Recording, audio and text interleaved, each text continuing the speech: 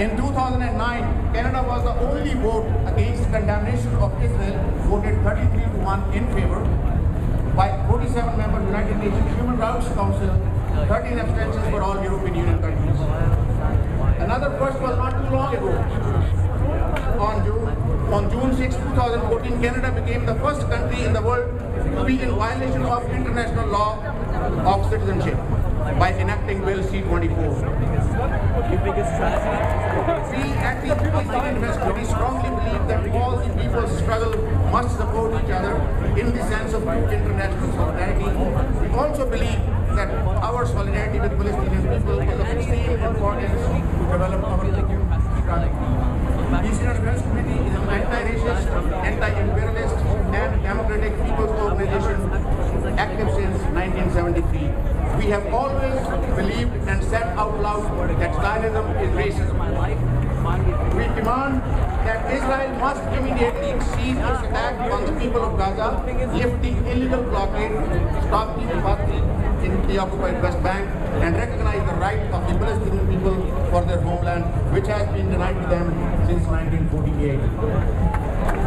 Free, free Palestine! Free, free Palestine! Free, free Palestine! Free, free Palestine! End the occupation now! End the occupation now! End the occupation now! End the occupation now! Thank you, friends.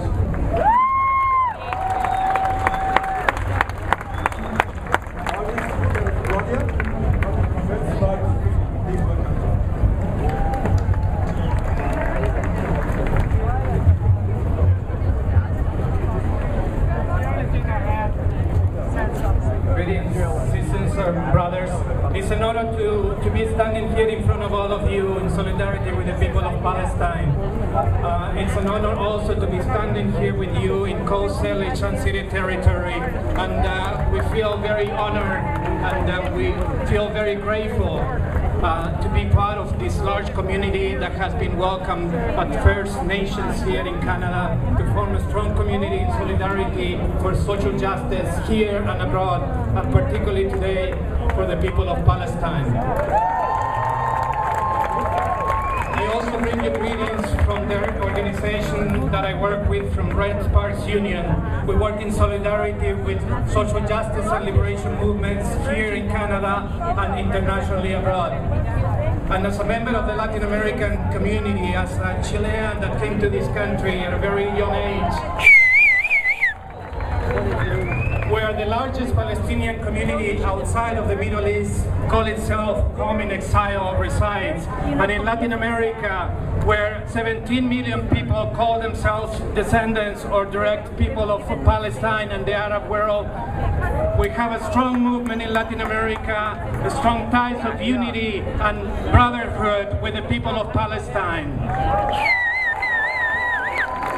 The drama of the Palestinian people uprooted from their land and stripped of their basic rights by the Zionist project of colonization and ethnic cleansing gathers and summarizes for me all the struggles that have fueled my thirst for social justice. The release and freedom of political prisoners and the end of impunity for human rights violations. Resistance to colonization, militarization and imperialism. Supporting indigenous people, natives and peasants in the defense of Mother Earth, the land, water and natural resources against the capitalist and neo-colonial predatory model. Of women as protectors and healers of life and the social fabric against all forms of patriarchal, economic and military violence. When in Latin America's dark decades of military capitalist dictatorships, we began to defend human rights, we confronted the various forms of violations to freedom and personal integrity. Arbitrary, prolonged and mass imprisonments, humiliation and harassment of women, children and relatives of prisoners, systematic torture as a means of extortion, intimidation, information and annihilation, collective punishment inflicted on an entire people to break their resistance, their dignity and to subject them to resignation. Summary or selective executions to strip our people of their most popular and promising leaders. arbitrary arrests of peaceful activists breaking into their homes under the cloak of darkness, violent raids and absolute destruction, theft and looting of their belongings, arbitrary detentions without charge or trial that leaves prisoners isolated, incommunicated, and in many cases disappear.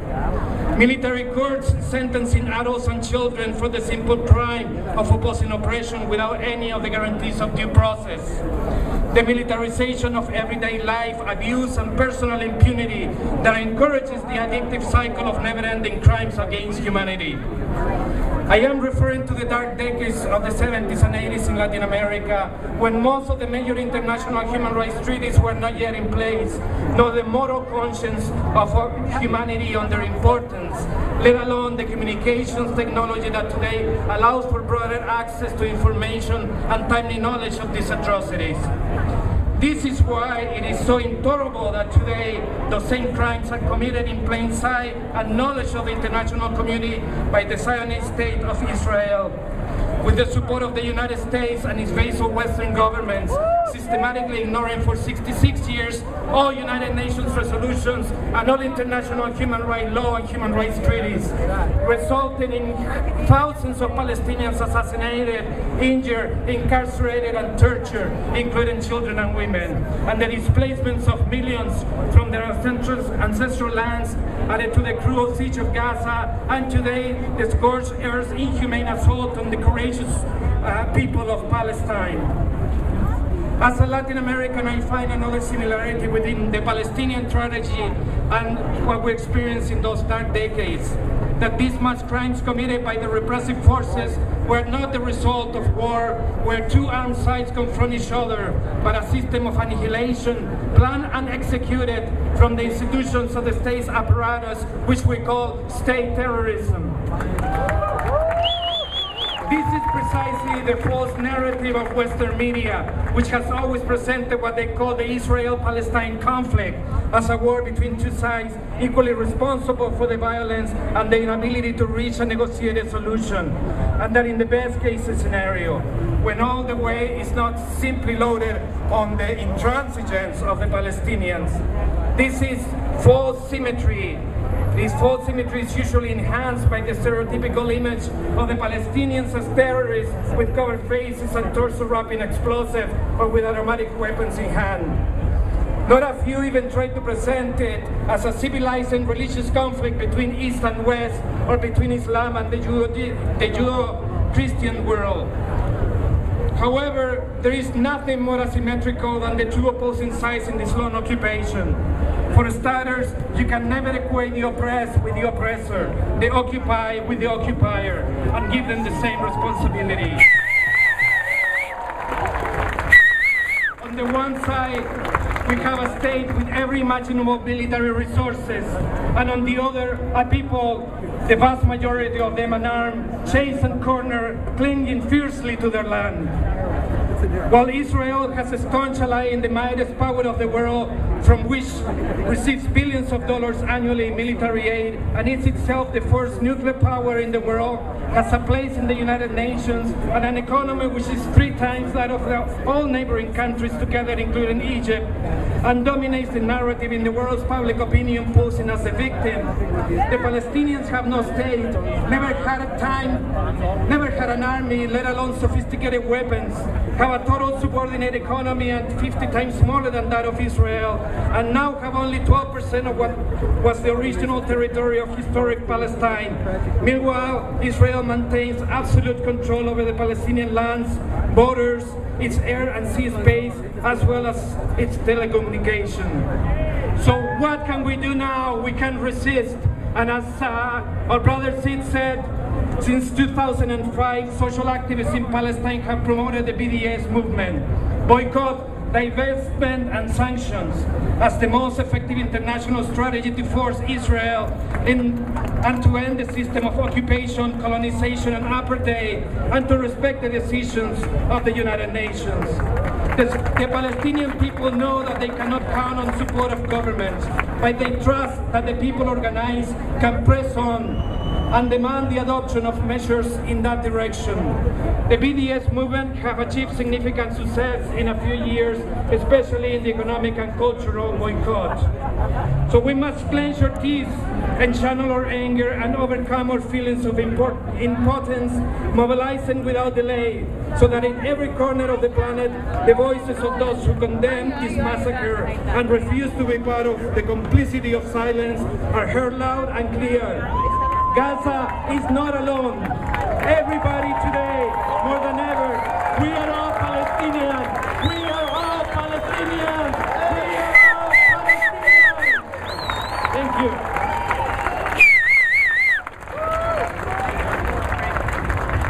Free, free Palestine! Free, free Palestine! End the occupation now! End the occupation now! End the occupation now! End the occupation now! Part of our plan is to go to the CBC building to let them know that they should not be complicit in Israeli war crimes.